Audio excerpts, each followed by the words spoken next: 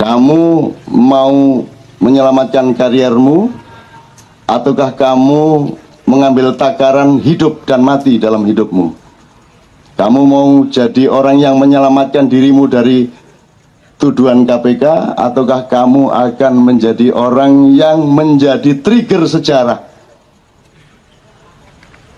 Kamu buka secara taktis dan bertahap semua yang memang bersalah, kan gitu. Bahwa bukanya telat, enggak apa-apa. Mestinya kan kebuka kemarin-kemarin, bukan setelah kamu sendiri kena, kan gitu. Enggak apa-apa wis, telat gak apa-apa wis. Tetap akan jadi trigger sejarah. Itu teman sekalian. Tapi ya monggo kita lihat. Kan gitu. Saya nggak bisa ngomong sama Anda, nanti kayak sprindik nanti. Saya nggak bisa ngomong sama Anda apa yang sedang saya jalankan dan saya lakukan, sebab itu tidak boleh secara etis dan tidak baik secara strategis, kan gitu. Jadi saya harus diam saja kepada Anda tentang semua yang sedang terjadi ini, dan Anda cukup menyangka saya adalah seorang temannya Beben, sudah cukup lah. Saya bukan siapa-siapa gitu ya. Jadi tapi dari indikasi itu mestinya Anda tahulah, gitu ya. Mestinya Anda tahulah apa yang sebenarnya sedang berlangsung gitu ya. Bismillah.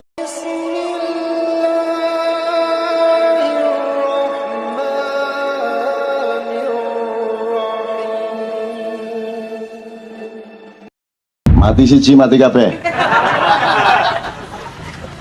Berani apa tidak? Kamu mau menyelamatkan kariermu, ataukah kamu mengambil takaran hidup dan mati dalam hidupmu? Kamu mau jadi orang yang menyelamatkan dirimu dari tuduhan KPK, ataukah kamu akan menjadi orang yang menjadi trigger sejarah? Kamu buka secara taktis dan bertahap semua yang memang bersalah, kan gitu. Bahwa bukanya telat, enggak apa-apa. Mestinya kan kebuka kemarin-kemarin, bukan setelah kamu sendiri kena, kan gitu. Enggak apa-apa wis, telat gak apa-apa wis. Tetap akan jadi trigger sejarah. Itu teman sekalian. Tapi ya monggo kita lihat. Kan gitu. Saya nggak bisa ngomong sama Anda, nanti kayak sprindik nanti. Saya nggak bisa ngomong sama Anda apa yang sedang saya jalankan dan saya lakukan, sebab itu tidak boleh secara etis dan tidak baik secara strategis, kan gitu. Jadi saya harus diam saja kepada Anda tentang semua yang sedang terjadi ini, dan Anda cukup menyangka saya adalah seorang temannya Beben, sudah cukup lah. Saya bukan siapa-siapa gitu ya. Jadi tapi dari indikasi itu mestinya Anda tahulah, gitu ya. Mestinya Anda tahulah apa yang sebenarnya sedang berlangsung gitu ya. Bismillah. Saya kira kita harus melakukan tahap-tahap yang agak panjang untuk memahami berpikir itu apa, alatnya bagaimana, struktur dan mapping yang disebut mesin berpikir itu apa. Jadi selama ini kan ngomong berpikir kan kita tidak paham amat dengan otak kita. Terus kita ditipu, ada otak kanan, otak kiri, otak belakang, pojokan, ono utuk pojokan, ono utuk rodok nisor, rodok ndukur, ono pucuke utuk, barang itu sesuai untuk jadi komoditas kabeh. Saya ingin mengembalikan Anda kepada ini bisa pragmatis ya. Anda punya kritisisme pragmatis, pakai pikiran yang jujur gitu tok jane ya cukup ya. Tapi kalau Anda mau jadi pakar atau ahlul fikri, artinya tuan rumah pikiran, jadi Anda host of the mind ya, host of the mind. Itu Anda kalau bisa gini, kalau saya berpikir ada otak itu kerjanya berpikir, tapi dia tidak bisa berpikir kalau dia tidak berdialektika dengan akal. Nah, akal ini separuh ada padamu, separuh ada pada Allah. Jadi ubun-ubun itu oleh Allah waktu bayi dibikin lemah, sehingga yang paling harus dilindungi dari bayi adalah ubun-ubun. Itu untuk mengingat-ingat bagi para orang tua bahwa yang terpenting pada anakmu adalah kepala bagian atas. Karena disinilah gelombangnya Allah, yang nanti kita sebut hidayah, ilham, ada tingkatannya, ada ilham, hidayah itu ada beberapa tingkat, seluruhnya bernama hidayah, nanti ada ilham, ada fadilah, ada maunah, ada karomah, ada wahyu. ini bukan supply-nya Allah beda, supply-nya Allah sama, yaitu hidayah. Tapi prosesormu itu yang menentukan kamu cuman dapat ilham. Kalau prosesormu agak lebih tinggi RAM-nya, ya, kamu bisa dapat fadilah. Lebih tinggi lagi Pentium piro saiki. Harddiskmu tidak hanya MB, tidak hanya gigabyte, tapi sudah tera, maka kamu akan dapat menangkap yang di atasnya. Jadi yang dikasih Allah itu sama, udah tinggal ambil. Saya ngomong begini tidak untuk pamer kepada Anda, karena saya tidak pernah berpikir. Saya cuma nyetel mesin ini karena Allah mempekerjakan otak saya melalui akal. Akal itu hanya hidup kalau ada gelombang-gelombang, katakanlah gelombang elektromagnetik dari Allah, yang kemudian dulunya saya cuma menangkap satu slogi yang namanya ilham. Semua seniman kan butuh inspirasi ya, Dang. Mana Dadang tadi? Kamu itu tanya hilang lagi. Dadang ini nanti soal nanti saya tunjukkan siapa aslinya dia ya. Benar tidaknya Islam kafahnya nanti saya kasih tahu. Dan orang macam dia memang orang harus dihormati setinggi Anda menghormati setan. Nanti Dang. Tenang Dang, nanti. Pokoknya gitu Mas. Jadi sekarang Anda suatu hari punya ide pagi-pagi bangun tidur atau pas beol kayak Bu Beben tadi, sama dengan saya, semua dari Allah itu piar. Setelah kita buang kotoran itu daya serapnya menjadi lebih tinggi. Sejak kemarin sudah ada Allah kasih gelombang ini, cuman prosesor kita tidak, jadi banyak damage, harus di defrag, harus di clean up. Kalau Anda sudah cleaning up, maka Anda akan menerima lebih banyak.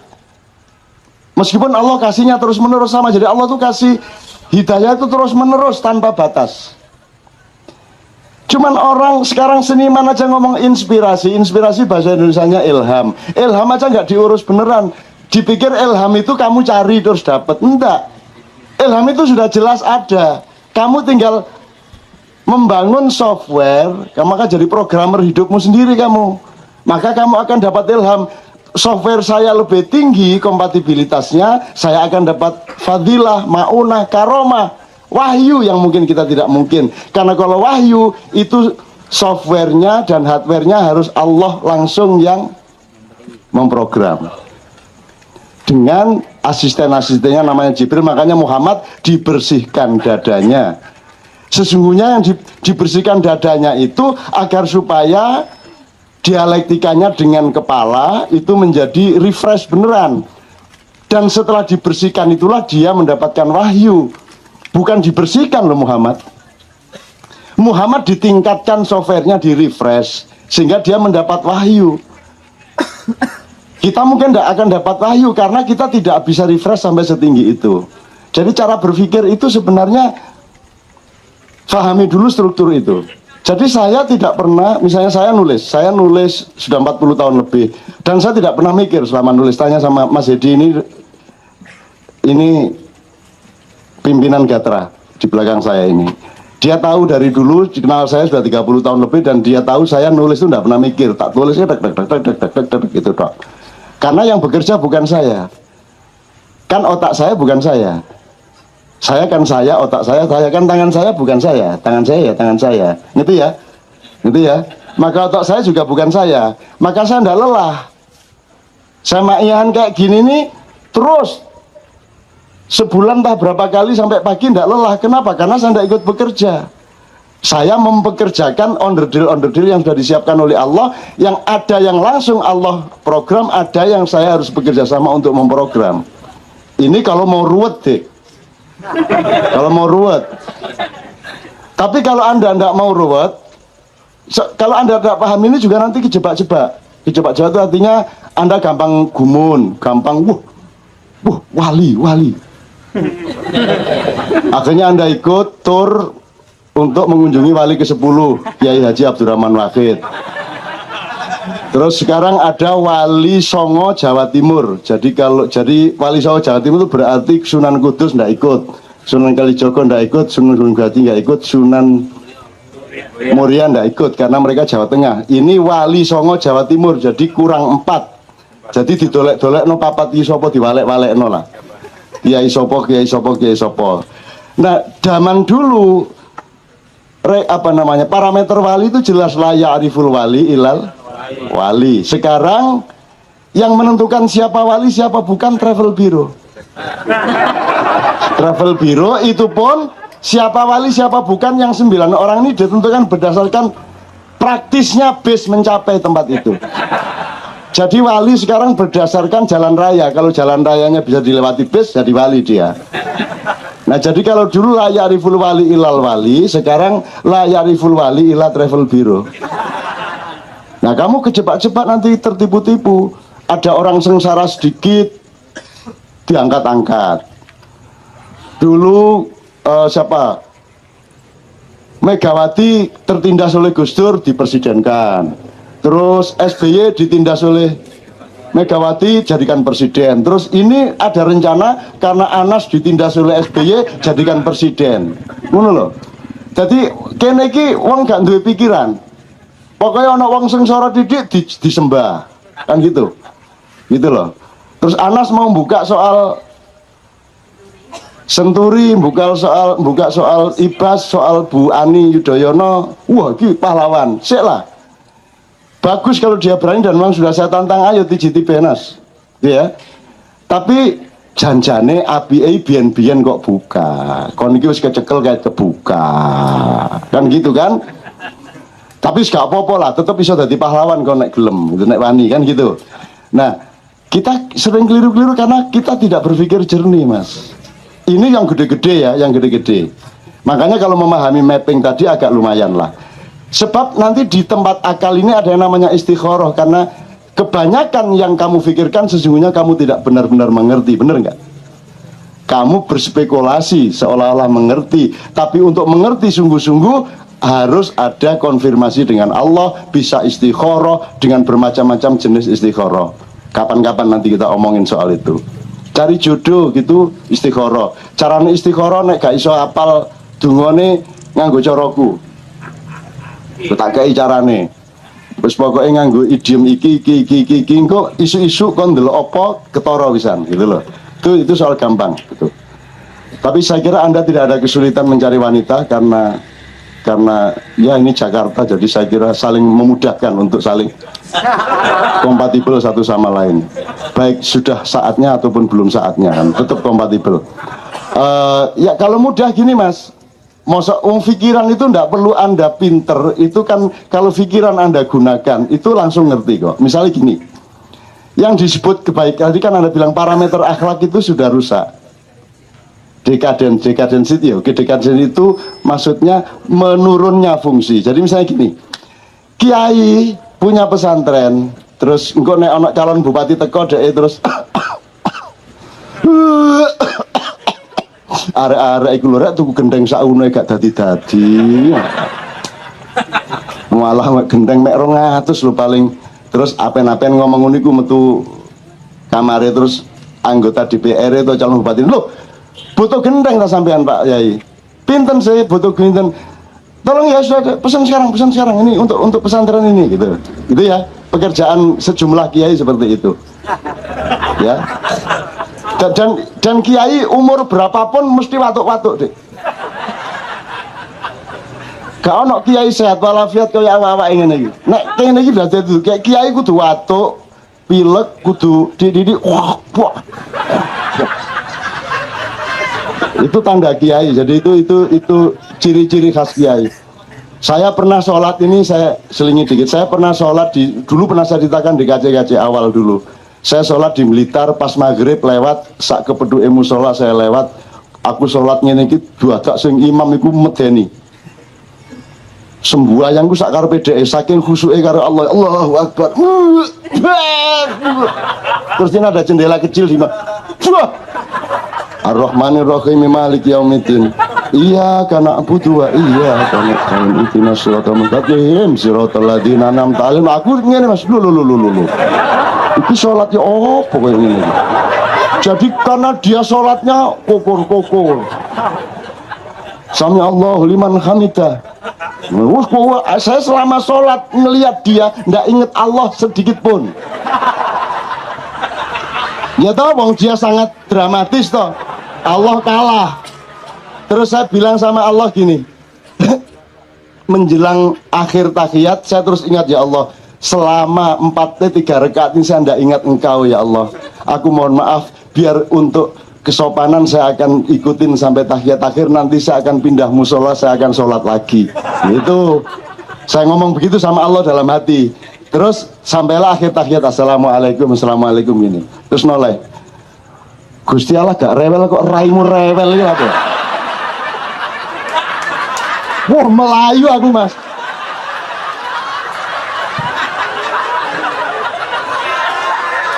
Mati aku. Jadi aku iki mulane aku percaya nek anjen nek cirine kiai ku nek watuk-watuk gugur-gugur niku nek gak masih umure jek 17 tahun lho Mas, wis mlakune wis arek-arek iku rek gedung situ gak mari-mari gitu ya. Gitu. Nah, yang ingin saya bilang sama Anda, bagi para santri dan kiai, bupati yang baik, calon bupati yang baik adalah yang nyumbang gedung, yang ngasih duit, betul enggak?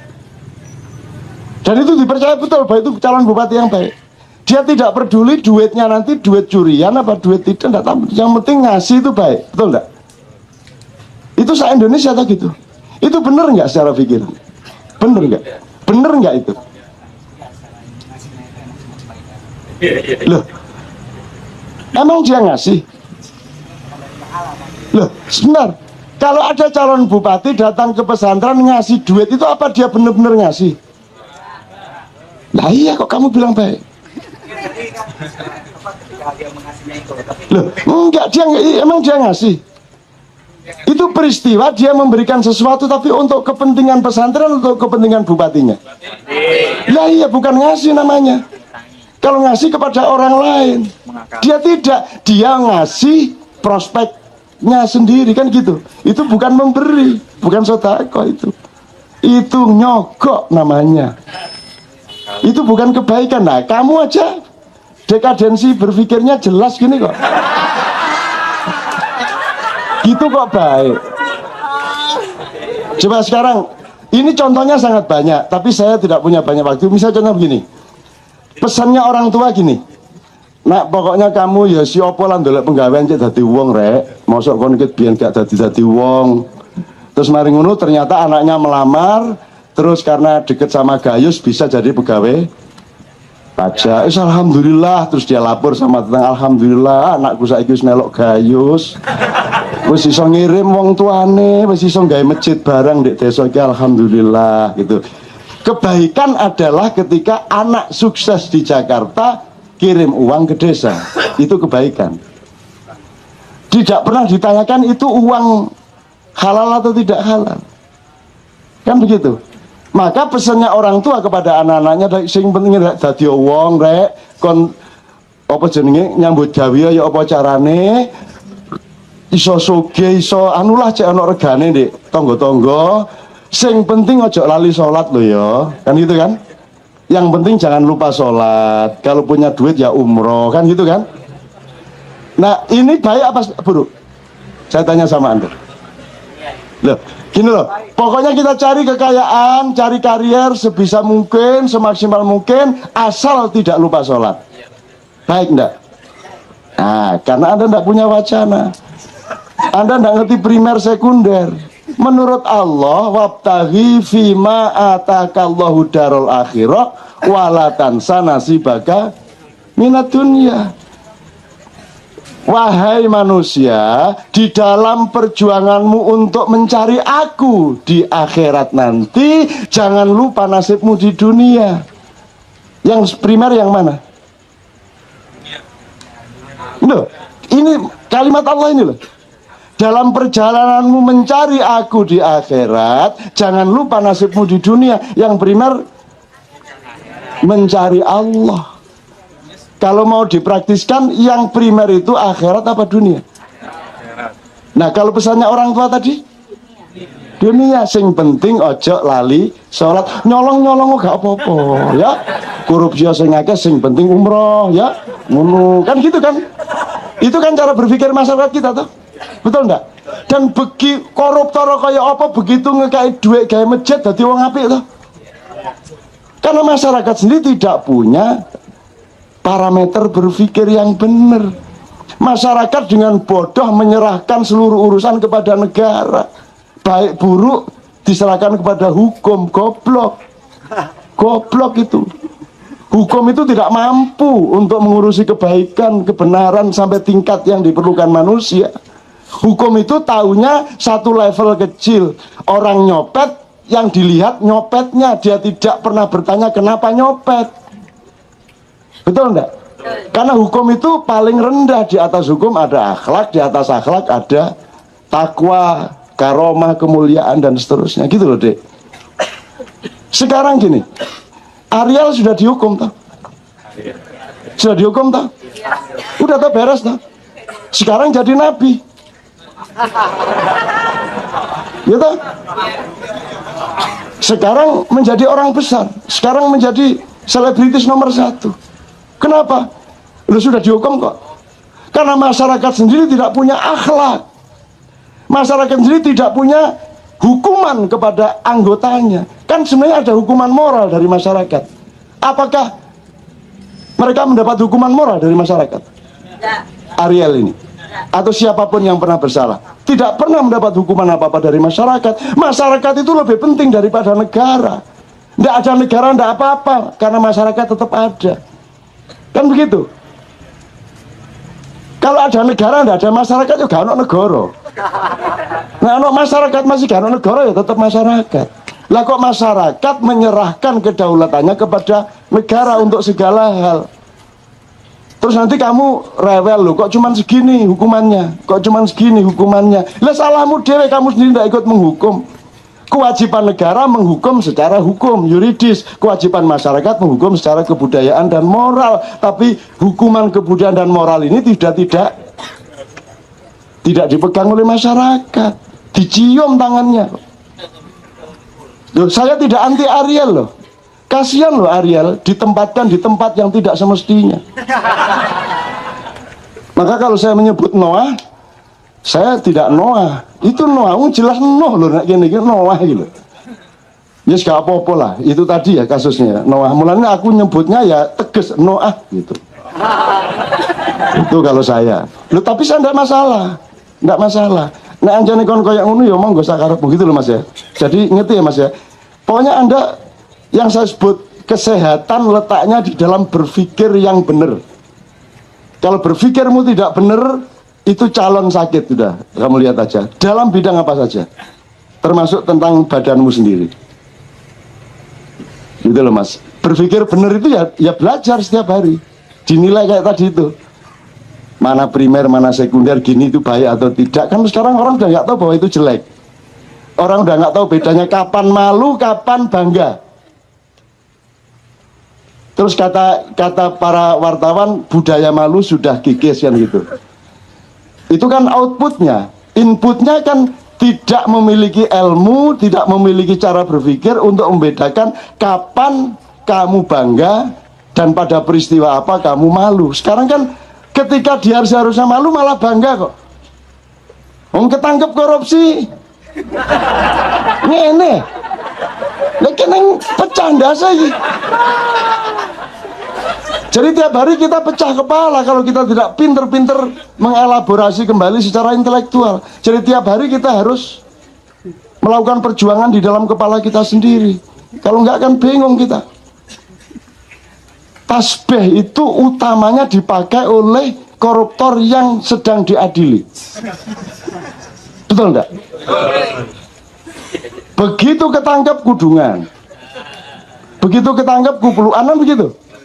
Jadi Gusti Allah gede-gede arek-arek iki. Oh alah. Selamat aku iki sabar. Nek gak sabar wis tak ganti karo umat liyane. Kan ada ayat begitu. Saya tak ganti kan di dapur. Ya anu bedes saya di sini dunia bedes saya. Gimana menungso kayak gini anu bedes saya gitu. Bedes itu makanya kalau Allah tadi kan ada yang protes kok dikutuk jadi batu kok tidak jadi sadar. Ya itu kan niru Allah. Allah kan mengutuk jadi kera kan gitu kan. Kera atau ada yang kirodatan khosyiin itu kan. Karena syirik kepada Allah, sombong kepada Allah dikutuk menjadi kera kan gitu. Itu kan Allah enggak apa-apa kalau dia mengutuk jadi apa-apa. Dan Allah itu yang goda. Wong yang dikutuk itu di sana enggak ada kera kok dikutuk jadi kera. Itu kan enggak takut mereka. Ya Bang ya. Yang dikutuk itu kan orang Yahudi. Ya toh? Di sana enggak ada kera. Terus dikutuk jadi kera kan sih dikutuki dilang-dilang apa maksudnya? Kan gitu kan? Kok nggak ngerti ada kera? Jadi itu memang Tuhan sengaja untuk menunjukkan kepada Anda bahwa yang dikutuk itu sebenarnya bukan orang Yahudi, itu orang dari daerah tropis yang mengembara ke sana. Pada momentum lain mereka meminta kepada Musa, Musa kalau memang kamu itu nabinya Allah, mbok kamu itu mintakan kepada Allah makanan yang pantas, mosok kurma bendino esuk kurma, awan kurma, bengi kurma, mbok sekali-sekali kacang, bayem. Lho sing disebut iku makanan kita, bayem, kacang adas, brambang. Di Quran loh itu. Di Quran itu empat macam makanan, sayuran, buah-buahan yang ada di tropis, terutama di Pulau Jawa. Loh, arek endi iki kan itu kan? Arek endi? Jadi kalau kamu kutuk-kutuk Yahudi ku guyu dhewe. Gusti Allah lek dapurmu iku sapa? Kon iki sing tak dadekno bedes ya kon. Nah, makanya sekarang kera itu ditaruh di Pulau Bali di Sangeh itu. Gitu loh. Nah, di Sangeh itu Anda lihat populasinya tidak pernah tambah. Dari dulu ya cuma segitu jumlahnya, sekitar 300. Sampai sekarang jumlahnya hanya 300 di Sangeh itu. Dan singa dan kera-kera di Sangeh itu kera-kera yang sangat manusiawi. Sangat punya kecerdasan manusia. Nek gak percaya kon sediakan 3 dompet. Yang satu isi receh. Ewon gitu ya, 1.500 100 buah. Langsung di buantung disuawat nomene. Kalau di kamu isi ratusan ribu, ada 5, ada 10 gitu lah. Nanti diambil ratusan ribunya, terus dia antarkan dompetnya ke Anda. Loh, itu masuk bedes ya, itu uang itu. Nah kalau isinya dolar, wah itu ngueneng ini langsung deh. Lah, ayo besok ke Sangeh kamu. Ayo sediain 3 dompet itu. Kamu lihat, kamu nggak tahu. Kamu merendah-rendahkan orang janjane ya awake dhewe iki mulane setan-setan itu kan berontak di sana itu. Jamaah haji Indonesia itu banyak tidak berkah, tidak jumlah jamaah haji tidak memperbaiki kehidupan di Indonesia toh. Itu karena setannya di sana juga agak didengarkan sama Tuhan. Begitu jumroh setannya langsung bengok-bengok nang langit. Niki karepe yen apa padha-padha setane kok bandem-bandem nih.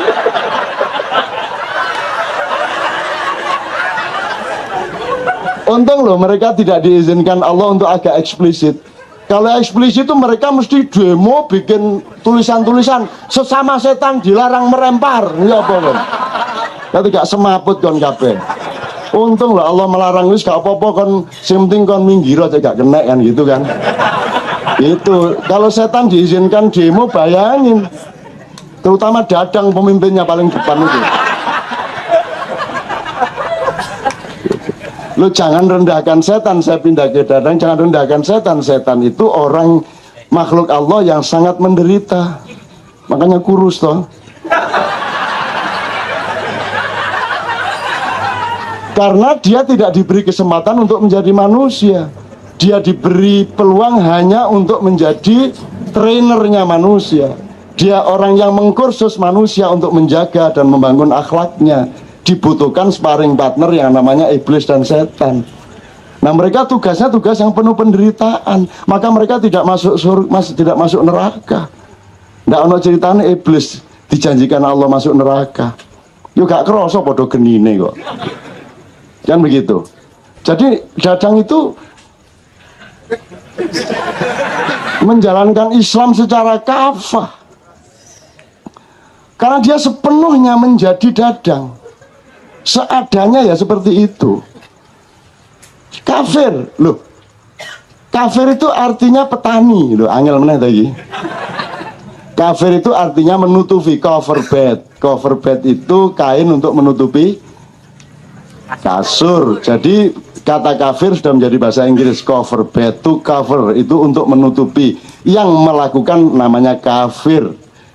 Kalau pekerjaannya kafaro yakfuru, adjektifnya kufron, kan gitu kan. Kamu yang sholat tuh tiap hari itu kamu itu sesat. Buktinya kamu bilang ihdinas siratal mustaqim, karena kamu belum mustaqim, kamu masih sesat. Apa kurang jelas itu? Jelas sekali. Jadi kalau disesatkan orang, kayak terus gitu. Baru tahu lo kalau gue sesat, udah lama. Tinggal gitu, disesatkan kok sedih. Terus Anda dihalalkan darahnya, kan gitu kan? Ada yang, oh ini halal darahnya, halal darahnya. Dan itu saya ingin memberi peringatan kepada semua orang yang mengatakan ini halal darahnya, ini halal darah itu artinya pantas dibunuh. Saya ingin memberi peringatan kepada mereka. Kapan kamu laksanakan itu? Kalau kamu ngomong terus berpuluh-puluh tahun tanpa satu pun kamu bunuh, Allah marah kepadamu. Kabura maktan indallahi an taqulu ma la tafalun. Dosa besar bagi orang yang mengatakan sesuatu yang dia tidak lakukan.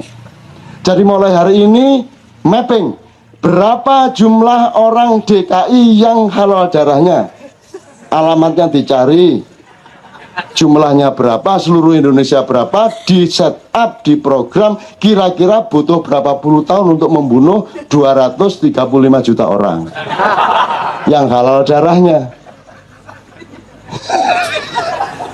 Ya Mas, lagi bendino ngomong halal darahnya gak dipaten-pateni. Gimana sih Mas? Nah, kalau memang kamu tidak mampu melaksanakan, mbok meneng cangkemmu iku meneng. Oh ya gak kok lakoni lho, kate lapo sih? Awas nang dipateni tenang wis. Iki lho ana wong Kristen akeh ndek KCI ya dipateni. Ojo meneh Kristen Islam iki akeh sing halal darah ya. Ana sing sembayange iku gak cocok karo ngene iki. Sing dirijine gak ono iku mang. Gitu loh. Sing bid'ah sambrek wis kari dipateni. Kan yang bener kan cuman mereka. Ya toh? Kita semua kan enggak bener lah ya wis nang wis. Nah sekarang untuk membunuh itu kan harus ada teknologinya, mau apa, pistol, mau santet, mau apa lah, diprogram dong, diprogram, gitu loh, nang wes. Setelah itu kan hilang toh, problem Indonesia selesai toh, karena sudah tidak ada penduduknya.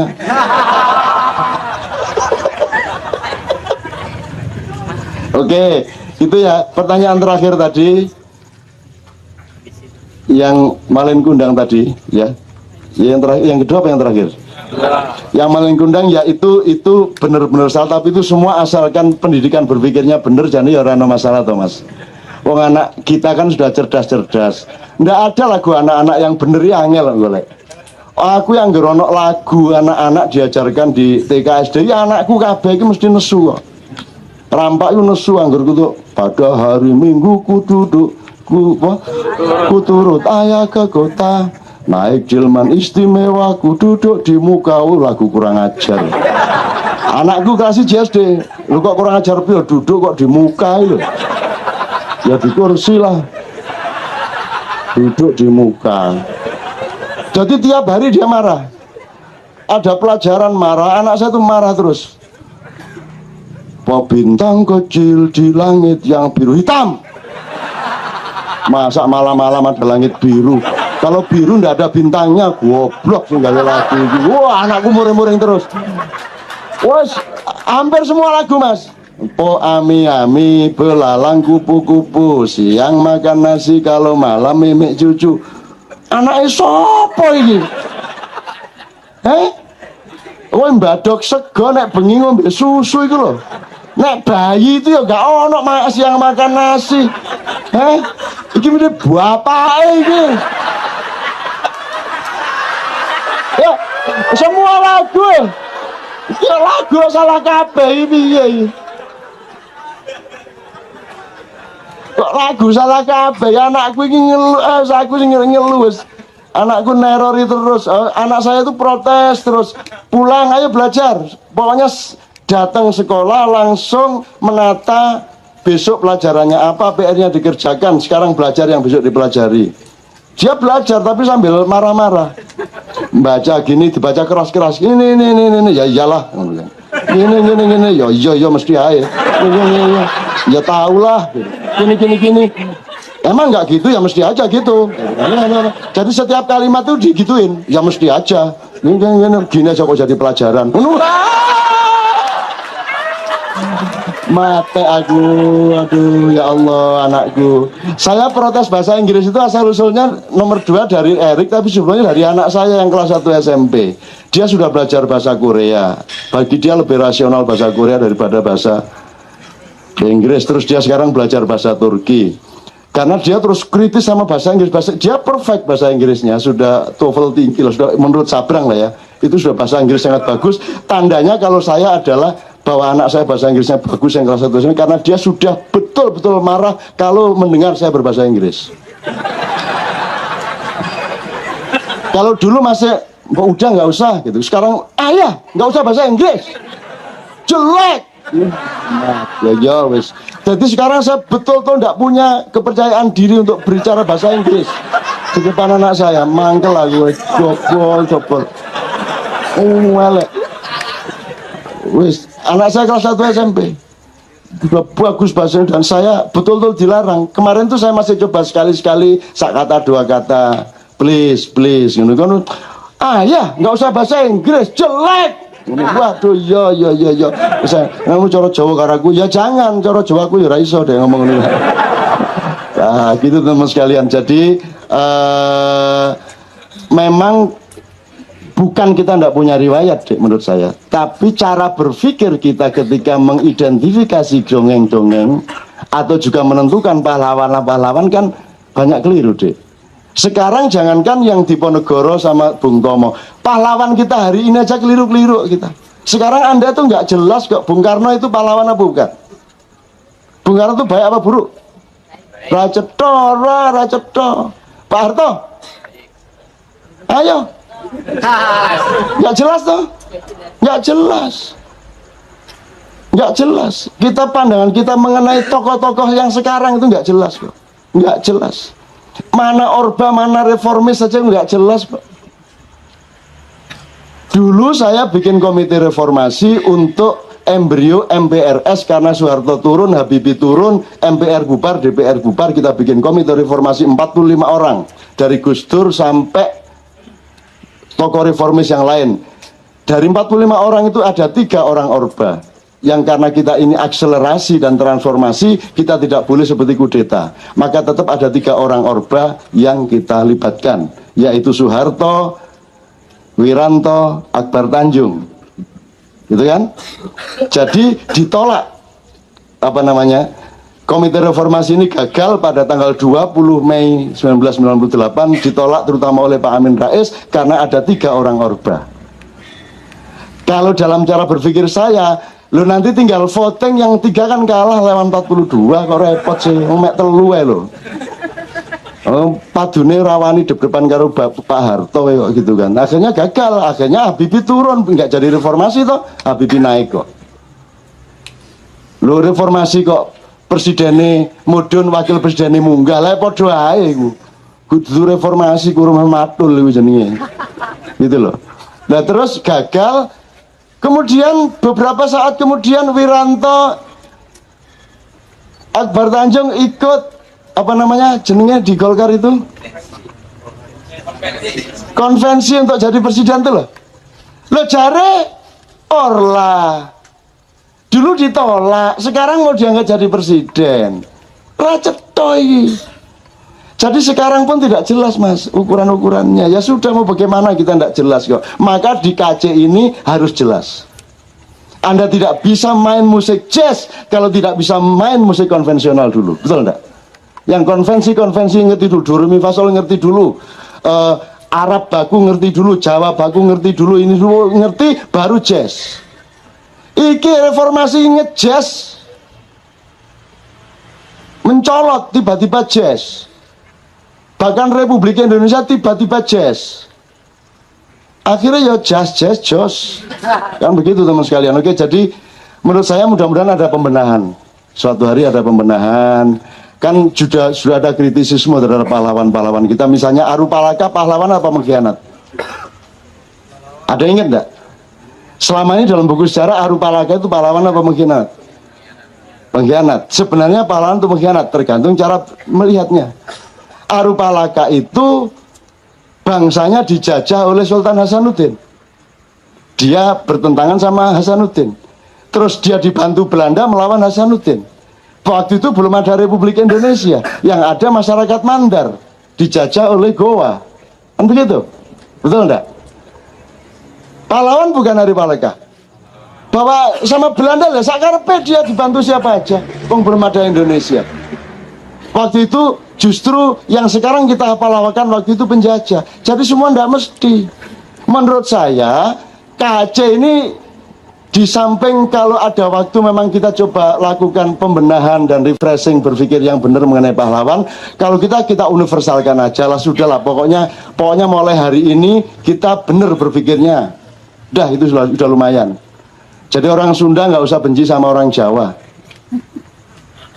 Di Jombang nanti saya usulkan dibikin ada jalan Siliwangi deh. Jalan Sopo. Jadi jalan Gajah Mata, jalan Mojopahit ya dibikin di Bandung apa di mana gitu loh. Di Surabaya sudah ada kok jalan Siliwangi kok, enggak ada masalah kok. Orang Sunda masa marah terus sama orang Jawa sampai akhirat kan enggak lucu. Hanya karena Gajah Mada melanggar aturan Mojopahit sendiri, mencegat rombongan Prabu Siliwangi di jalan, sehingga terjadi perang bubat. Saya sudah bilang sama teman-teman di Bandung waktu acara Todang, itu Gajah Mada waktu mau mencegat pasukannya Prabu Siliwangi tidak SMS saya dulu. Kalau dia SMS saya kan bisa saya kasih pertimbangan. Dia nggak bilang-bilang. Sama dengan para yang tertangkap. Dulu waktu kamu punya proyek dan ambil, kamu udah ngajak saya. Setelah tertangkap kamu rame-rame ke rumah saya. Saya nggak akan sebut namanya, tapi sudah berduyun-duyun ini. Gitu loh, aku ngono kok niku rek nyolong gak kondo-kondo. Saiki ketangkep kon njaluk tolong aku. Aku kok ciapes aku iki. Bagian petua iki biyen iki. Mbok kan pas nyolong gua aku dijipat-jipat titik, gak mobilnya ya knalpot ta apa. Oke, saya kembalikan pada Rusdi. Karena kalau bisa ceritakan sedikit tentang peristiwa ketemunya tokoh-tokoh PKS apa yang kita Pak sepertinya. Oh,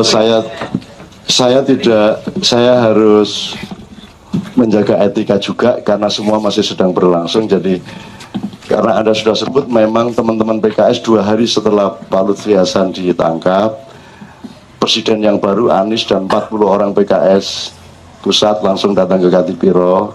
Kemudian begitu sprindik bocor, kemudian diumumkan benar oleh KPK. Yang bersangkutan juga Jumat yang lalu bersama saya 4 jam di rumah, terus saya antar ke airport.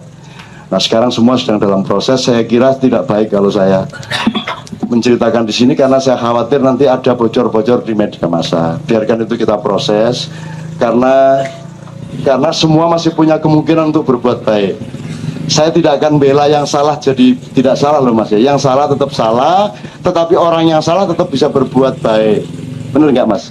Gampangannya gini deh, Anda maling di sebuah desa, tapi suatu hari ketika ada perampok datang, Anda sebagai maling desa itu ikut membela desa itu, boleh toh? Dengan menangkap perampok itu. Nah, jadi orang bisa punya fungsi yang bermacam-macam dan sedang saya usahakan itu. Jadi kalau bisa ya tijitibeh lah. Mati siji mati kabeh. Buka wanita gak, sekarang hidupmu ini mau apa? Kamu mau jiko apa mau hundo? Jiko itu artinya makan soto, enggak uduk aja, enggak rawon aja, itu pertimbangan jiko. Kalau hidupmu hanya Ciko seperti itu, kamu tidak akan jadi apa-apa. Tapi kalau kamu ingin menjadi tonggak sejarah, kamu menjadi trigger dari perubahan-perubahan yang mendasar, kamu harus punya pertimbangan hondo. Hondo itu mati atau hidup. Itu loh, mati atau hidup, sekarang atau tidak sama sekali. Dengan segala resikonya. Kalau kamu berani hondo, maka saya punya tanggung jawab untuk ikut melindungi kamu. Dari peracunan minuman dan makanan, perlindungan di rumahmu, perlindungan semua saudara-saudaramu, saya akan ikut kerahkan keamanan untuk, dan saya akan investigasi siapa aja teroris-terorisnya, akan saya cari dan sedang saya cari siapa yang menteror kamu. Gitu loh, saya akan ikut bertanggung jawab terhadap, asal kamu mau menjadi trigger sejarah, kamu buka yang kamu tahu itu. Bertahap, taktis, strategis. Gitu. Sementara KPK-nya juga kita dorong-dorong terus, gitu loh. Nah teman-teman sekalian, gini ini kan masih dalam medan perang kan, tidak mungkin saya hanya ngomong prinsipnya, tidak mungkin saya ngomong apa namanya detail-detailnya, tapi ngerti maksud saya ya. Apa hondo, apa Ciko, ya mbu aku pokoknya ngerti ini nggak kata-kata ngono. Salahmu dewe kon percaya. Ini Ciko, jane ya aku ya nek gawe dhewe sak eling-elingku. Itu bahasa apa Cak? Ya salahmu dhewe. Angko niku didik kapusan, didik kapusan tak apusi kan. Wah, Ciko lek biasanya arek ecek-ecek ciki-ciki ta. Ciki-ciki tak gawe Ciko. Wah, terus hondo iku lak rada abot hondo. Jane ya gawe dhewe ngarang-ngarang dhewe ngono kok repot. Aku kapusan kok gampang-gampang dihapusi. Ada bank syariat kamu pikir Islam. Ya salahmu dhewe. Terus kamu menuntut, wah ini kok Islam kok gini? Kok ini apanya gini mudharabah apa gini. Lah itu kan bahasa Arab, bukan bahasa Islam. Salahmu sendiri, bang, itu bukan bank Islam kok. Kalau bank Islam itu namanya bank syariat Islam atau bank Islam, itu kan bank syariat. Syariat itu artinya aturan, aturannya maling ya iso, aturannya penipu ya iso. Lo kok ruwet kamu? Salah-salahmu dewe. Gitu loh, onok kerek kau ngon keluru, nek kerek yang jegok kan begitu. Jadi Anda jangan gampang tertipu. Nah, sekarang ini kan kata-kata menipu semua. Semua kata dipakai untuk menipu, asal sudah bikin sekolah al apa itu mesti. Wah payu iki al ono ale. Al opo al apa. Hati-hati kamu sama al itu. Sekarang agama sedang sangat laris. Gitu loh. Umroh itu ruwet. Harus manasik dulu. Bayang no wangele umroh iku kudu praktek sik, gawe Ka'bah diubengi sik. Lah yang mekare mubeng iki lho. Kade latihan nih lah.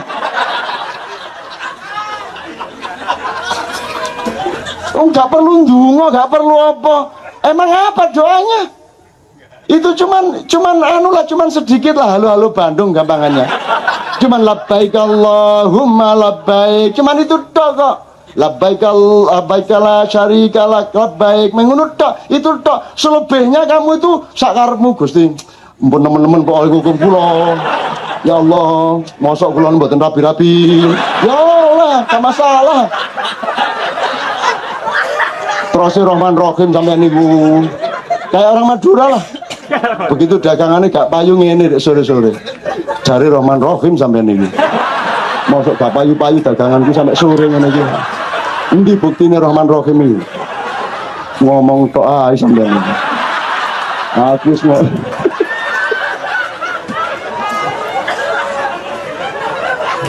itu saya cerita-cerita gitu pokoknya orang Arab campur Madura lebih sadis lagi. Begitu ndak kabul diancam. Kalau ndak hari ini ndak laku, saya judi aja.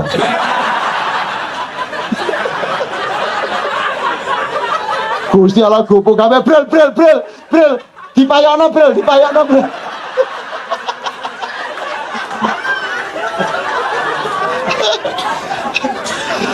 Oh, orang Madura kok sama Tuhan tuh ya dimainin tuh dia mainin Tuhan ya Allah. Jadi orang Madura tuh berani sama laut, takut sama udara toh, betul toh? punya pengalaman laut, enggak punya pengalaman udara, kok dadi menwa. Terus ada latihan terjun payung, mate saya, ya Allah. Aduh. Jadi waktu baris ini, ya Allah, ya Allah, kalau engkau selamatkan lagi saya sampai di bumi, saya ambil PT, ya Allah. Untuk syukuran. Akhirnya didorong masuk pesawat, lihat di jendela, take off, ya bumi, ya Allah. Wedus.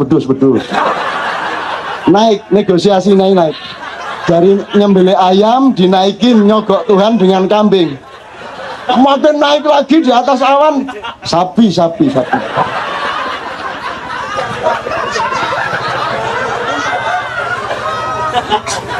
Udah, baris, pasukan. Akhirnya baris depan pintu disorong. Sapi. Disorong, tiga sapi, terjun. Jadi janji nyembelih 3 sapi kalau selamat sampai di bumi. Alhamdulillah dia masih sadar untuk ngelepas ininya. Layar terbuka, dia terjun dengan tenang sampai di bumi. Dibuang ini parasit menggerik. Mas yo saya ndak beli sapi kate lapo sampean.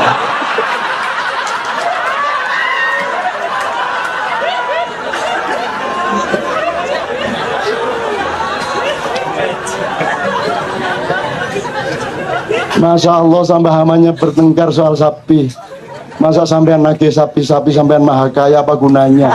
Meskipun saya tidak sembelih sapi ya sama bagi sampean. Iya coba, wong kendel kayak ngono kuwi. Agama rusak kabeh. Gitu loh, makanya agama di Madura itu bukan Islam NU. PT NU kabeh. PBNU kabeh NU kabeh sebagai NU, agamane NU. Gitu loh. Jadi dimulainya rusaknya bahasa itu ya dari Madura aslinya. PSSI tanding di situ di Senayan, nggak punya karcis, pengen nonton lawan Malaysia waktu itu, masuk potong sik di cepak neng masuk. Karcis Pak, anggota Pak.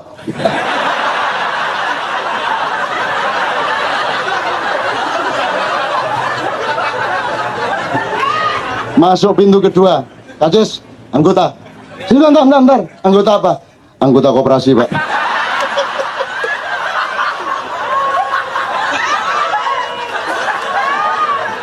Sing salah kan penjaganya toh, ngomong anggota diasosiasikan ke anggota TNI. Ya salahmu dewe, aku cuma ngomong anggota kok. Aduh Gusti Pangeran, mudah-mudahan pikiran Anda sekarang tidak ada ruwet-ruwetnya, fresh, badan Anda sehat. Bener-bener ada masalah apapun yang penting beres di pikiran. Kalau hati jangan ikut-ikut, hati itu diem aja sama Allah, bertapa saja. Jangan ngenang hancur kamu. Pikirannya bener, hatinya bertapa, selesai masalah. Perkara nggak bisa melaksanakan, biasa nggak bisa melaksanakan. Kebanyakan Nabi nggak bisa melaksanakan juga kok.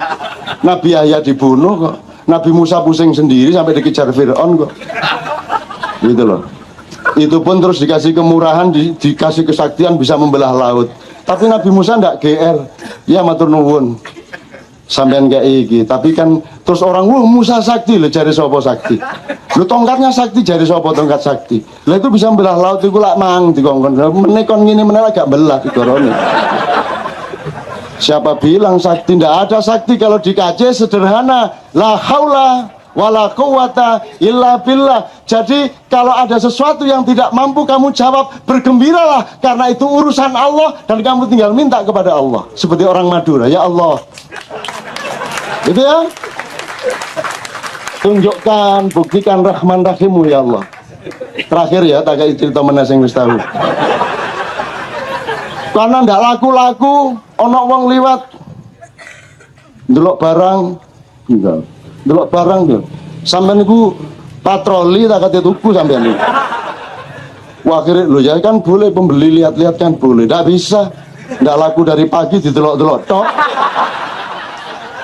Akhirnya nesu deh, wah, akhirnya mau bertengkar tetangganya sesama penjual.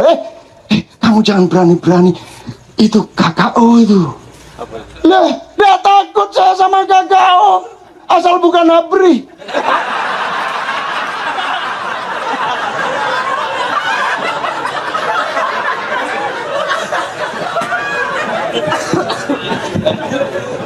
Oke,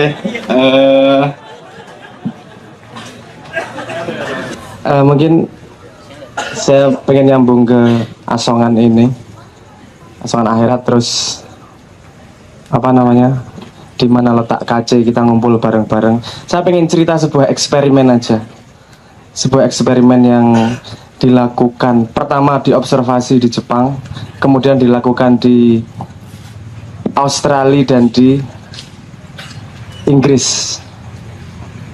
Ini berhubungan dengan cara berpikir, bukan cara berpikir sih, ini berhubungan dengan mekanisme informasi dan mekanisme otak, akal pengetahuan.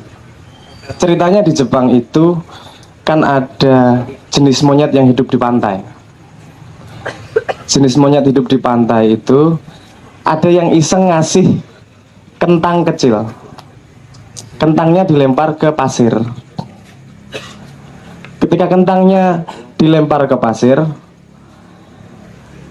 senang dia ada kentang. Tapi ketika langsung dimakan, kan ada pasirnya, nggak bisa langsung dimakan. Dia harus mencari cara gimana membersihkan. Akhirnya ada salah satu yang tidak sengaja menjatuhkan itu di air, terus dibersihkan kemudian dimakan sama dia. Oh, ternyata caranya begini. Satu monyet yang menemukan. Kemudian diikuti oleh anaknya monyet tersebut. Ketika anaknya menggunakan cara itu, temennya anaknya ikutan. Ini perkembangan yang sangat lambat. Satu orang paham, anaknya paham, temennya paham, temennya lain paham. Ini perkembangannya sangat lambat. Sampai pada satu titik jumlah tertentu, boom, tiba-tiba semua monyet itu memakai cara itu. Bahkan yang di lain pulau. Ini kan aneh. Gimana ini? Yang di lain pulau belajar dari mana? Dapat pengetahuan dari mana ini yang di lain pulau ini? Tapi semua spesies monyet itu tiba-tiba dalam tanda petik tiba-tiba paham cara membersihkan kentang itu dari pasir. Ketika ada yang melihat fenomena ini, dia bikin percobaan di Australia. Dia membawa ke SMA, ke sekolahan ke kelas SMA. Dia menunjukkan gambar dengan wajah-wajah tersembunyi. Kan ono toh? Berapa wajah dalam gambar itu? Pertanyaannya gitu. Terus yang kelihatan jelas 9. Yang sebenarnya jumlahnya ada 40. Ketika ditanyain, ini jumlahnya berapa? Ada yang nebak 8, ada yang nebak 9, ada yang nebak 10, yang maksimal nebak 12. Oke, sudah selesai. Dia pindah kelas esok harinya. Tapi pada waktu yang bersamaan, ketika di Australia masih siang, di Inggris, gambar yang sama persis disiarkan di televisi kabel. Jadi orang se-Inggris nonton. Ditunjukkan 1, 2, 3, 40 ditunjukkan semua, dikasih tahu. Sehingga semua orang Inggris tahu bahwa jumlahnya 40. Itu ketika waktu yang bersamaan di Australia ditunjukkan berapa jumlah muka di situ. Mereka rata-rata bisa menebak jumlah mendekati 40. 38, 37, 39, yang 40 juga banyak. Paham saya? Paham ya yang saya ceritakan? Jadi pengetahuan tidak harus berasal dari kamu belajar sendiri. Maka ada kalimat kumpulono wong soleh, karena kamu akan ketularan pengetahuan tersebut. Tapi di situ ada requirement, ada kebutuhan bahwa harus mencapai jumlah tertentu yang kita sebut critical mass. Jumlah tertentu agar dia menjadi pengetahuan massal. Yang saya harapkan dari perkumpulan KC adalah kita semakin mengumpulkan kesadaran, kepastian, pengetahuan agar sampai critical mass, agar ini otomatis, dalam tanda petik otomatis menjadi kesadaran bersama bangsa. Kalau satu KC bisa mempengaruhi satu kabupaten, kesadaran satu kabupaten bisa mempengaruhi satu provinsi, kesadaran satu provinsi bisa mempengaruhi satu negara. Tapi memang harus melalui critical mass. Sebelum critical mass itu sangat lambat laun berjalannya. Tapi kalau tidak istiqomah, kita tidak akan sampai pada critical mass tersebut. Jadi dibutuhkan perjuangan bersama untuk nitili asongan-asongan, untuk mempelajari yang kecil-kecil, mempelajari yang hakiki, yang benar-benar istiqomah menjalankan itu, sehingga menjadi kekuatan bersama untuk mencapai critical mass, dan semoga menjadi pengetahuan dan sentimen bersama untuk menghadapi Indonesia. Itu aja, matur nuwun. Kowe nganggo iki kowe sehat, nek ora nganggo iki kowe lara. Nek ora lara awakmu, lara atimu, nek ora lara atimu, lara pikiranmu. Nek ora lara pikiranmu ya nasibmu lara. Jadi ini bukan soal fatwa, ini soal regulasi kesehatan hidup. Pokoknya kalau sin itu S, tidak bisa dibantah. Jadi dalam bahasa Arab, dalam bahasa Jawa ada berapa macam S? Bahasa Indonesia. Syarat itu pakai SY, ya. Ada 2. Sholat masih dianggap bahasa Arab. Tapi kalau bahasa Arab ada 4 macam S. 1 S biasa. Nomor 2 S ini lidah ketemu dengan gigi sedikit S. Shot. Itu kalau dicari dasar bunyinya itu gabungan antara S dengan H. Shot. Kemudian ada shin, itu gabungan S dengan Y. Shin. Jadi shin itu ya SY. Insya Allah SY, bukan SH. Kalau shot SH. Ini kita ngomong mengenai realitas bunyi dan lidah aja. Terus ada lagi fa. Fa itu antara S tapi dekat ke T, maka disebut fa. Bukan ST tapi TS. Kalau ST fa. Ini fa, jadi T-nya duluan. Memang begitu posisi lidah. Kalau Anda melanggar ini, pikiranmu akan sakit. Awakmu gampang kena komplikasi. Wes, gak akan reken.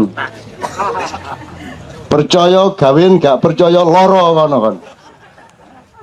Lihat aja. Orang yang mempertahankan itu lihat aja hidupnya. Lihat perutnya, lihat dadanya, lihat onderdil badannya, lihat. Silakan teliti. Kemudian kalau Jawa ada D, ada D. Wedi sama wedi. Kalau wedi itu pasir, wedi itu takut, kalau wedi pasir. Kalau bahasa Arab ada 3 macam.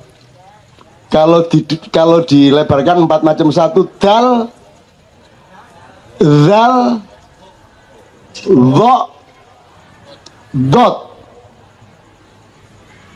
Jadi kalau zal itu sama dengan, kalau bahasa Inggris ada there is, itu pakai zal.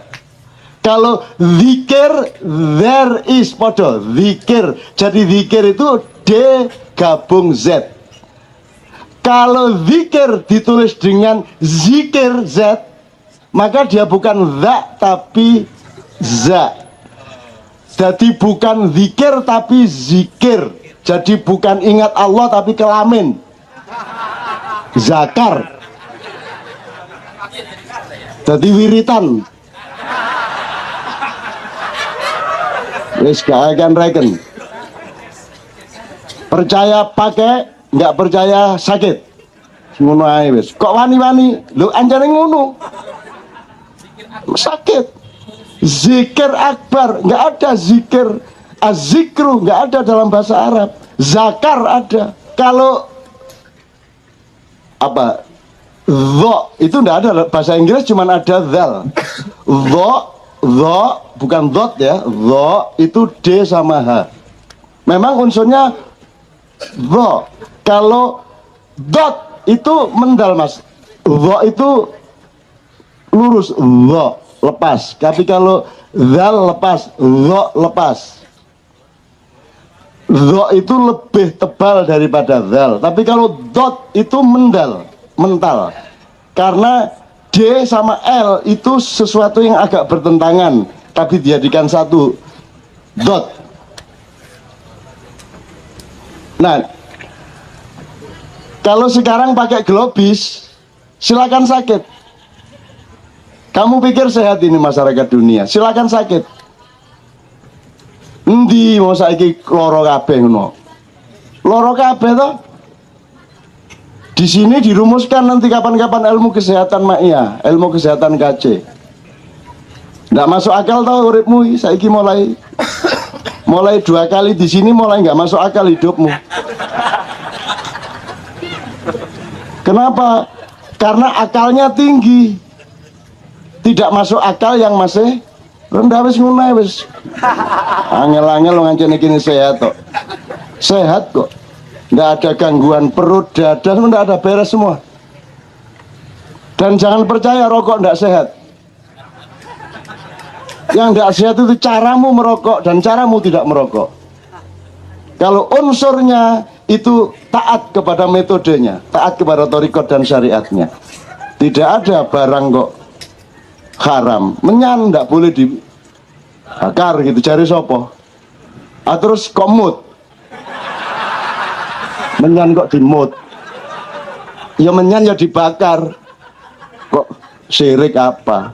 Syirik tidak terletak pada bendanya tapi pada konsepnya, betul enggak? Gitu loh, jadi enggak ada apa? Jos, ya nggak ada ekstra loh. Terus sudah lengkap ya huruf ya? Apalagi, Rick? Huruf sudah lengkap ya? Pokoknya saya sampai kiamat nggak akan merubah kalau shin itu SY. Terserah dunia mau kemana, silakan sakit, tapi dot itu DL. Waladdo, bukan waladdo, waladdo. Kalau orang Inggris itu memang terbatas lidahnya. Kalau ngomong sing bisa, tapi kalau NG di tempat awal nggak bisa. Ngombe, nggak bisa ngomong ngombe. Tapi nek ngesing iso, sing iso. Tapi kalau ngombe nggak bisa. Ada juara kickboxing dunia kelas welter dari Ghana, namanya Grace Ngimbi. Grace Ngimbi, NGIMBI. Itu penyiarnya seluruh dunia, TV Kicks, Fox, TV manapun saja, gak ono situ-situ asal iso nyebut Grace Ngimbi. Ladies and gentlemen, Grace Ngimbi. Negimbi ku lopo, negimbi. Lo kalau sing ya NG ya NG, di awal atau di akhir ya NG. Ono huruf kok didelekene muni ngene, delekene muni ngono. Kalau bahasa Inggris kan gitu kan? Taruh sini bunyinya lain, taruh sini bunyinya lain. Bunglon jenenge. Nah, kita dibiasakan jadi bunglon. Kalau kita jelas. Hanya orang Madura yang tidak bisa orang bahasa Jawa. Kalau orang Jawa jelas bedanya loro karo loro, jelas. Kalau orang Madura kualik. Anakku sing nomor loro, wetengi loro. Soale mangane radiator.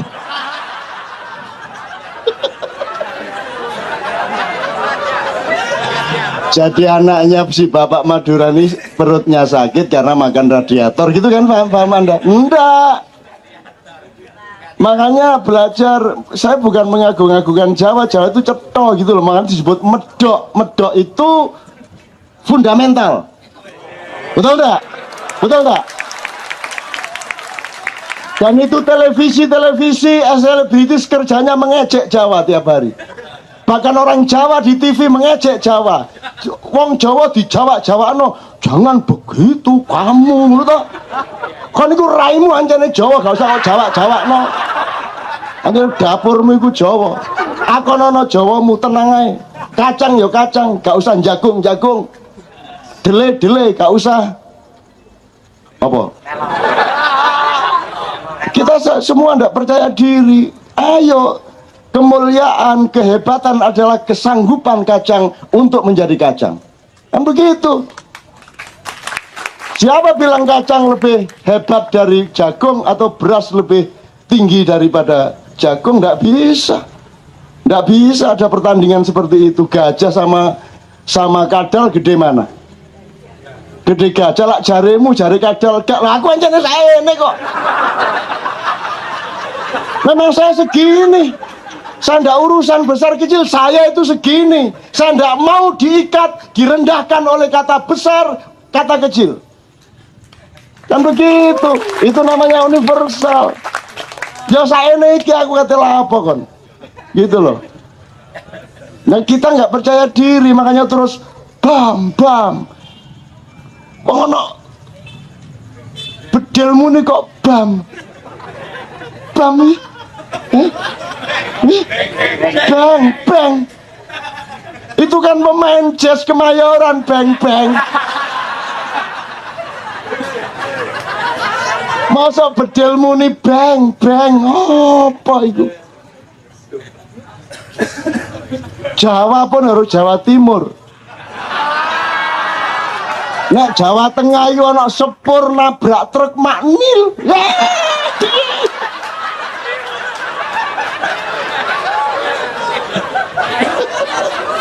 Nek Jawa Timur itu mbok ono truk iki lho. Wis kadung kate nutup liwat ae ditabrak sepur paras. Ya tak? Gak bres kok paras. Nah itu Jawa yang asli. Masa maknil.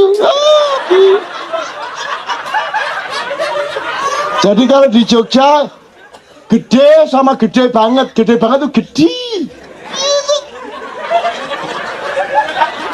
Gede banget atau gede ya lebih.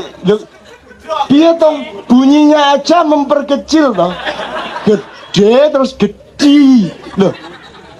Ya sing bener Jawa Timur gede gawat dawe. Papa wis tanya wae. Gawat dawe. Ngono ta nek Jawa Timur ya Mas ya. Lho ngono lega. Oh, ngaji barang dikarek ngono ya gak apa-apa. Ngaji ditegas-tegaskan dengan cara Jawa Timur. Allah memahami siapa yang menciptakan manusia Jawa Timur. Allah. Kalau orang Jawa Timur berekspresi merdeka sebagai orang Jawa Timur, marah ke Allah? Enggak, gak apa-apa, maklum arek Jawa Timur. Wis ngono iku. Itu loh. Jadi kita bakukan ya, Rick, kita bakukan. Pokoknya begitu itu.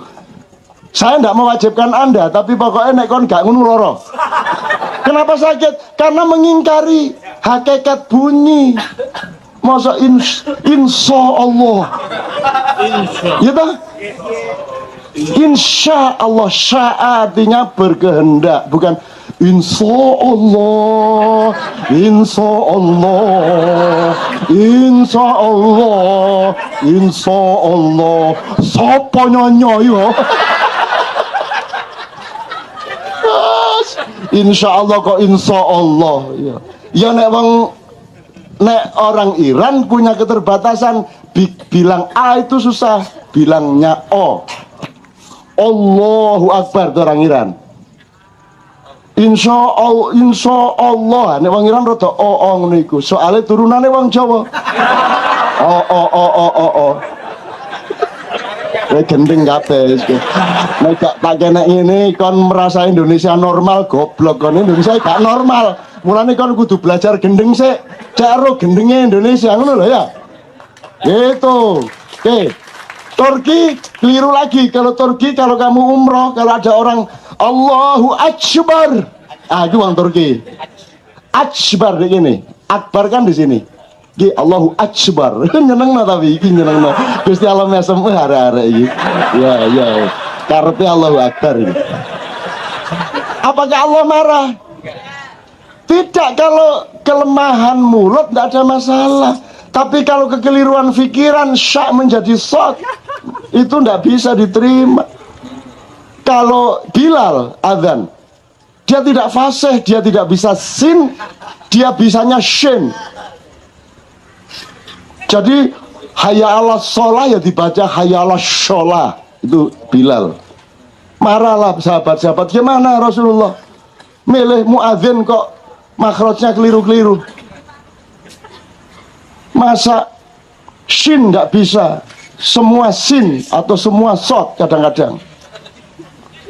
Terus gimana? Jadi hayya ala sholah itu kan gak enak belas ya mas ya. Tapi Bilal adanya gitu, terus semua marah. Nabi jawab gimana menurut anda? Itu kan kelemahan mulut. Nabi jawab gini loh, kalau Bilal bilang sin itu karpe shin, nah. Kalau Bilal bilang sin itu maksudnya Bilal shin. Jadi yang harus kamu pahami itu shin, cuman tidak sampai dengan mulut dia. Jadi tidak apa-apa kalau kelemahan mulut. Alhamdulillahirabbil ngalamin, nggak apa-apa. Wong jane cangkeme gak iso. Bismillahirrahmanirrahim. Alhamdulillahirabbil ngalamin. Ar-Rahmanir-Rahim Maliki yaumiddin. Iyyaka na'budu wa iyyaka nasta'in. Ihdinas siratal mustaqim siratal ladzina an'amta 'alaihim ghairil maghdubi 'alaihim waladdallin. Enggak apa-apa. Malaikat semua tepuk tangan. Api. Wanjane cangkeme iso ning ngono iku. Jadi bukan soal kesombongan intelektual. Kalau yang short tadi, shin jadi short itu kesombongan intelektual dan inferioritas budaya orang timur yang niru-niru orang barat. Matahari terbit dari timur, tidak ada matahari terbit dari barat. Ojo kondo-kondo kanca musik barat ya.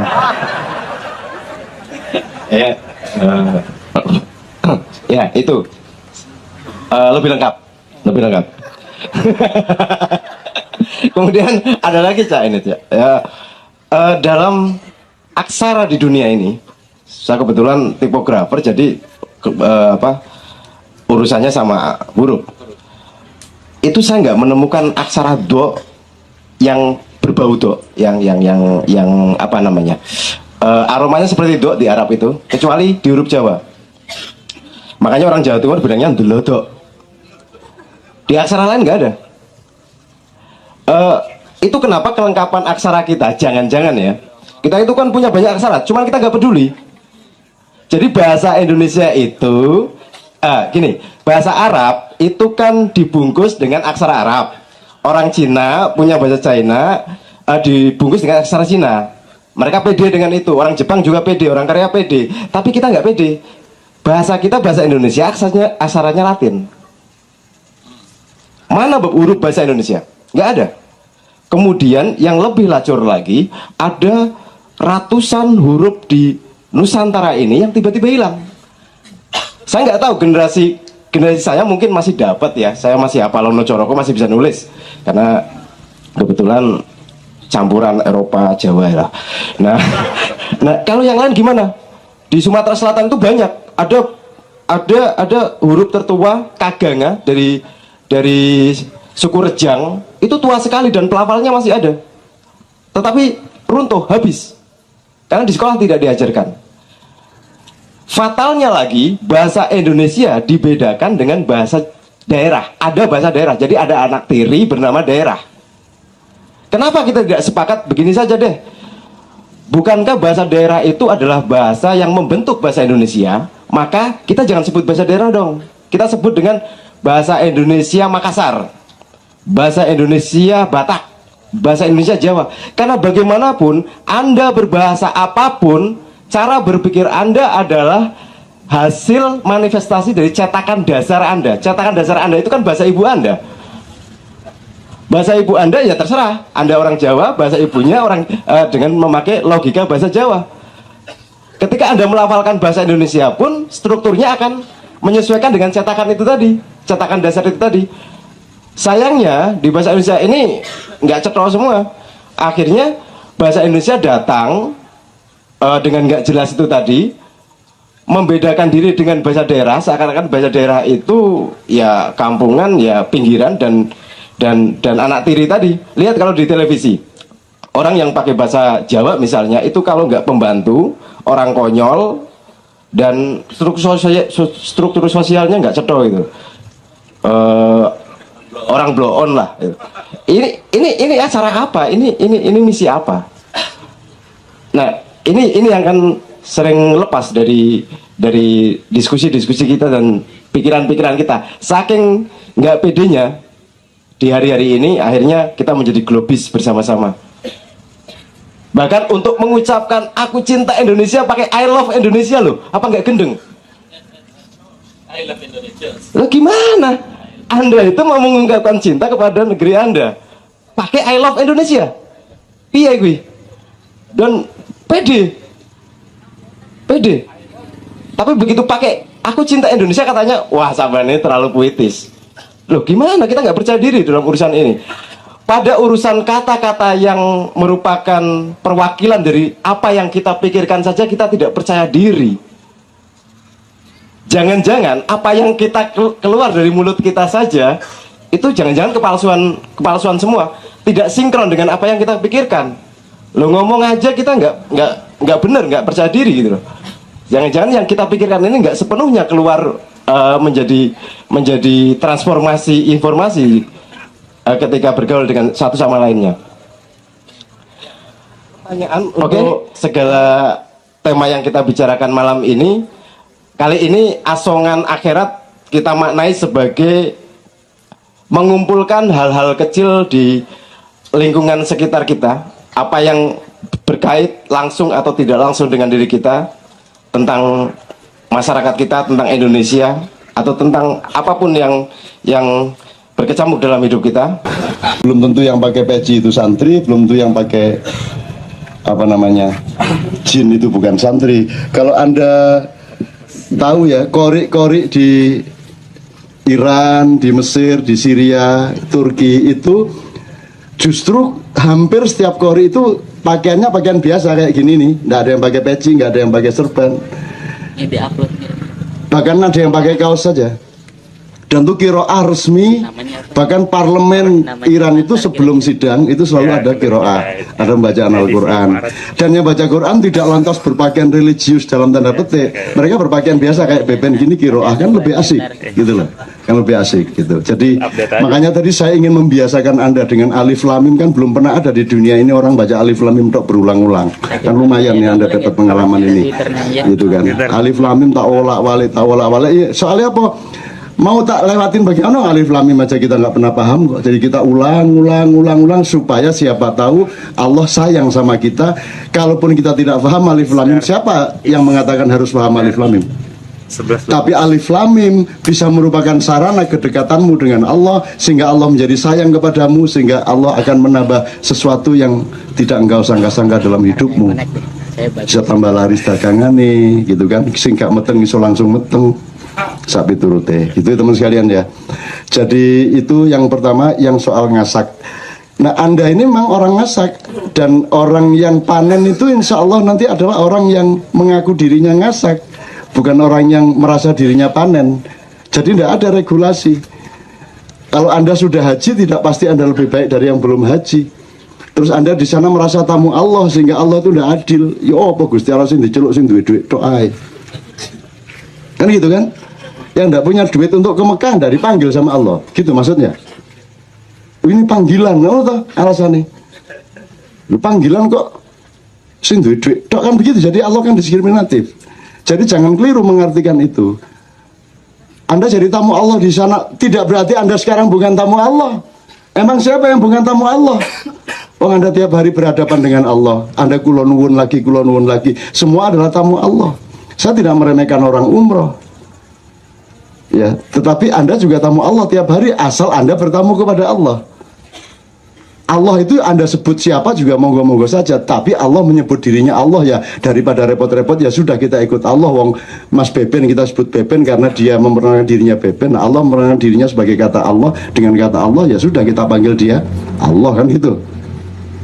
Itu mudah-mudahan asongan Anda ini justru panen gitu loh, gak ngetarani. Karena ada cerita malaikat itu pada menyingkir dari Mekah pada musim haji. Wah, orang-orang yang mengerti kasyaf, loh mana ini nggak ada malaikat ini? Orang tawaf berjubel, orang jumroh berjubel, orang menginap di Arafah, kok malaikat pada nggak ada ini? Wah, akhirnya dia kebingungan, jadi tidak khusyuk. Nah, akhirnya dia melayang Ngrogosukmo, malaikat kumpul di sebuah rumah. Orangnya itu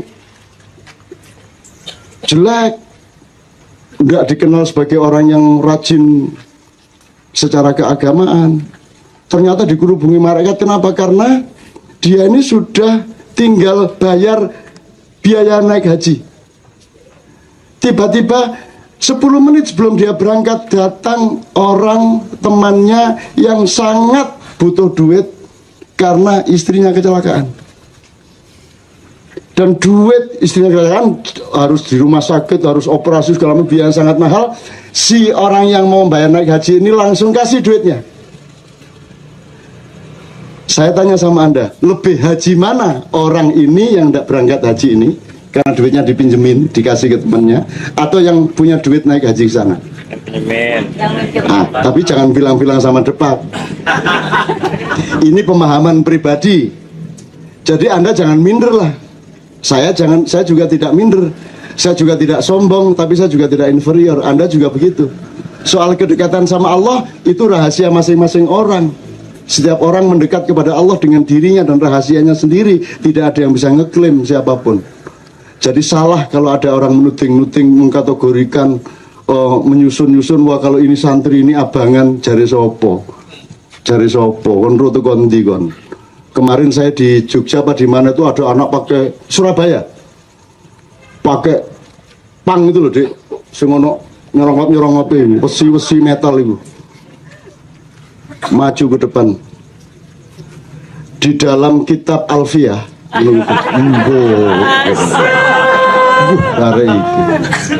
terus dia cerita macam-macam yang seolah-olah dia seorang syekh besar. Padahal potongan arek metal. Jadi nggak bisa Anda. Apalagi kalau Anda ingin kesucian, Anda ingin kesejatian. Kalau nanti dalam dunia thariqat, kesejatian itu, kemurnian dan keikhlasan itu dilambangkan, dipantulkan oleh kaca sangat bening yang namanya Khidir alaihissalam. Ada seorang santri bilang sama Pak Kiai, saya ingin ketemu Khidir. Oh senang, ke pantai aja kamu, wiritan di pantai mulai tengah malam sampai subuh, insya Allah kamu nanti ketemulah. Kalau belum semalam ini ya besok malam, lusa malam, kamu sabar aja. 3 malam berturut-turut dia di pantai itu ndak ono sopo-sopo mas. Me ono yuyu melaku, terus nggak ada apa-apa. Malam ketiga subuh-subuh itu ada anak muda pakai motor di depan dia itu. Mesu asu bajingan, aku pengen kepeduk Nabi Khidir malah ketemu rek gendeng kayak gini. Terus akhirnya dia putus asa pulang. Pak Yai gimana, saya sudah 3 malam ini enggak ketemu, malah ada anak muda ngawur knalpot dibuka beng apa namanya? Dublek kuping kuwi mergo Kiai. Terus jare Pak Yai, "Lha iku mang Khidir." Lu Khidir kok numpak motor. Lah kon soalnya gak seneng karo arek numpak motor. Kon gak seneng karo arek kurang ajar. Maka Khidir mewujudkan diri menjadi orang yang kamu tidak sukai. Jadi bebaskan dirimu dari kebiasaan tidak menyukai ini, tidak menyukai itu. Carilah ilmu dan rahasia dari semua yang tidak kamu sukai. Maka engkau akan menemukan kesejatiannya. Kan gitu. Asa antukrihu syai'an wa huwa khairul lakum wa asa antuhibbu syai'an wa huwa syarrul lakum. Apa yang kamu pikir tidak menyenangkan dan kamu benci, jangan-jangan sesungguhnya dia mengandung kebaikan yang kamu perlukan. Dan apa atau siapa yang kamu sangat sukai, yang kamu sangat inginkan, siapa tahu sesungguhnya dia mengandung keburukan-keburukan yang akan mencelakakanmu. Allah memperingatkan itu secara frontal. Oke. Terakhir, karena tadi ada yang tanya tentang PKS, saya tidak ngomong PKS, tapi saya ingin mengatakan bahwa ini Anda sudah terlanjur ngomong mengenai konspirasi. Tak cerita ini didik Anda harus tanggung jawab untuk perjuangan panjang PKS. PKS kan nggak hanya urusan ngangkut siapa jadi presiden, jadi gubernur. PKS kan punya perjuangan moral, perjuangan kebangsaan, perjuangan macam-macam ke depan. Soal konspirasi ini sudah menjadi amanat Anda, harus jelaskan kepada bangsa Indonesia konspirasi itu apa maksudnya. Dan jangan hanya yang menyangkut mantan presidenmu. Nah, saya ingin katakan kepada Anda, konspirasi itu mari kita pelajari. Saya ingin katakan sama Anda, sasaran utama konspirasi internasional sejak 37 tahun sesudah naiknya Isa Al-Masih atau disalibnya Yesus, itu adalah pikiranmu. Pikiranmu dirusak sejak 2 milenium yang lalu. Kamu disuruh percaya kepada sesuatu yang tidak pantas dipercaya. Kamu menuhankan sesuatu yang tidak pada tempatnya untuk dituhankan. Kamu mengatakan baik kepada sesuatu yang sesungguhnya buruk. Kamu menganggap surga yang sesungguhnya neraka. Dan kamu meyakini neraka yang sesungguhnya itu surga. Di balik kamu punya pikiran. Maka di KC ini tugas utama adalah hening, berpikir sehat kembali, berpikir sportif kembali, berpikir objektif kembali, berpikir jernih kembali. Dari yang kecil-kecil kita latih sampai suatu hari Anda akan menjadi generasi yang betul-betul diamanati Allah seperti Yahya yang dilahirkan sebagai hadiah kepada Zakaria, yang kemudian disuruh belajar kepada kitab-kitab atau kebenaran yang sejati, kemudian dilahirkan Isa dengan ujian Yahya sendiri, ujian Isa sendiri, tapi akhirnya akan muncul komposisi yang disebut Muhammad SAW. Anda akan sampai ke sana. Ini di luar soal Islam Kristen, tapi kita belajar dari wacana-wacana sejarah. Jadi insya Allah, kalau Anda mempelajari konspirasi itu, gini loh, jangan dipikir konspirasi itu kita korbannya, terus Amerika subjeknya. Enggak, Amerika itu ya korban konspirasi. Orang Barat hampir sedunia itu korban paling utama dari konspirasi. Saya nggak usah jelaskan sekarang, kapan-kapan aja. Itu korban paling utama. Kalau Anda ini agak sukar sebenarnya dipengaruhi konspirasi, wong gendeng kabeh kok. Gak cetha pikirannya. Kalau yang gampang dihapus itu kan yang jelas ke utara terus dibelokin ke barat. Anda ini kan tidak jelas. Ke utara kok kadang-kadang menggok ngidul, kadang-kadang balik ngetan kan. Kalau Anda ini kan bangsa yang sangat membingungkan. Sehingga konspirasi itu berlaku sebentar di sini, setelah itu kacau lagi, kan gitu. Jadi percayalah bahwa Anda itu bangsa yang punya ketangguhan justru karena Anda tidak jelas itu.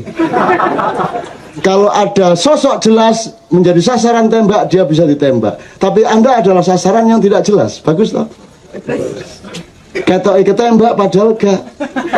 Kayak gitu. Jadi Anda ini beres. Maka kata Sabrang, wong kang soleh kumpulono. Dan Anda ini sudah berkumpul satu sama lain sesama orang yang soleh.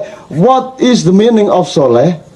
Soleh itu jaring apa soleh hati ini? Soleh-oleh. Saoleh-oleh jadi Jawa ya. Senang toleh-toleh. Oke, boleh ya saya jelasin sekalian ya untuk jadi ilmu bersama. Dalam Al-Qur'an ada 5 macam kebaikan. Masing-masing pada tempat dan konteksnya. Ada khair, itu artinya kebaikan yang universal yang masih cair. Misalnya menyukai keindahan, itu kan umum. Khair. Tapi kalau ma'ruf itu menyukai jazz, sudah jelas anunya, pilihannya. Ma'ruf itu kebaikan yang sudah dirumuskan, sudah diuji, sudah diarifi, maka disebut ma'ruf. Terus ada lagi ihsan. Ihsan itu kebaikan yang lahir murni dari diri setiap orang. Anda tidak harus nolong, tapi Anda rela langsung menolong diminta atau tidak. Itu namanya ihsan. Nomor 4, birrun. Birrun itu rahasia kebenaran yang ada di dalam jiwa Anda. Dan itu urusannya sangat private dengan Allah. Maka Allah menyebut al-birru manittaqo. Jadi al-birru itu kebaikan yang merupakan hubungan sangat private antara hamba dengan Allahnya. Nah, maka orang naik haji itu harus merupakan hubungan yang sangat mendalam hamba yang sedang naik haji dengan Allahnya. Sehingga dia disebut mabrur, dari kata birrun tadi menjadi mabrur. Tidak ada, wah mudah-mudahan jadi haji yang soleh, tidak ada. Mudah-mudahan jadi haji yang ma'ruf, karena haji ma'ruf ono, tapi haji yang ma'ruf gak ono. Mudah-mudahan menjadi pedagang yang mabrur gak ono. Haji mabrur itu spesifik, otentik, hubungan private Allah dengan hambanya. Terakhir, soleh. Soleh adalah kalau sesuatu sudah Anda sikapi dengan jernih dan adil dan sudah disimulasikan mudarat manfaatnya, dia soleh. Jadi mau berbuat baik itu dihitung sampai mateng sehingga mudaratnya sangat kecil. Karena kebaikan itu belum tentu baik. Dia harus dilaksanakan dengan benar. Kebenaran tidak benar, harus dilaksanakan dengan baik. Rusdi, saya bertamu ke rumahnya, dia berbuat baik, terus tanya sama saya, Cak sudah minum? Belum, Cak, belum. Terus silakan Cak minum, ini tak ambilin di dapur sudah nggak ceret. Mangap Cak, terus dicuringin itu. Itu kebenaran yang tidak baik dan tidak indah. Nah di KC ini kebenaran harus baik dan indah. Kebaikan harus indah dan benar. Terus terakhir keindahan harus benar dan baik. Pokoknya ketiga-tiganya. Nah jazz itu sudah kepulan-kepulan gelombang yang sudah mengandung ketiga-tiganya. Kalau Indonesia baru bener tok itu. Tapi dia susah tau kalau mau di-private-kan. Bisa nyanyiin Indonesia Raya pakai jazz, kan susah banget ya. Oh bisa ya? Oke, kalau gitu nanti tolong nyanyiin lagu nasional. Maksud saya begitu. Tidak harus Indonesia Raya, tapi lagu nasional yang di jazzin. Di Amerika kan boleh, Nani nani nani, terus pakai apa-apa boleh. Pakai seriusa boleh segala macam. Di Indonesia kan harus gini, Indonesia pokoknya kaku, ngelucur. Jadi gak apa-apa. Indonesia tanah airku. Lah arek Melayu kok Madura kok sinaune pesantren masuk Indonesia iku lak tentara. Anak Madura ya seje. Indonesia, ngono kata Indonesia. Nek Garuda Pancasila Garuda Pancasila. Ambil suaranya bukan ga, mestinya kan ga. Garuda ini Grut. Bingung iki gurune. Hei nyanyi apa kan iku? Grut, Pak. Lu kok ambil suaranya Grut lah? Ya Grut, Pak. Memang Grut. Yuk nyanyi kan? Garuda Pancasila. Jopol metu royang. Ya Mas ya terus oke. Jadi konspirasi itu pokoknya pikiran Anda dan Anda tidak perlu mempelajari konspirasi itu secara peta. Yang penting pikiranmu jernih. Jangan tidak jujur supaya sehat hidupmu gitu ya.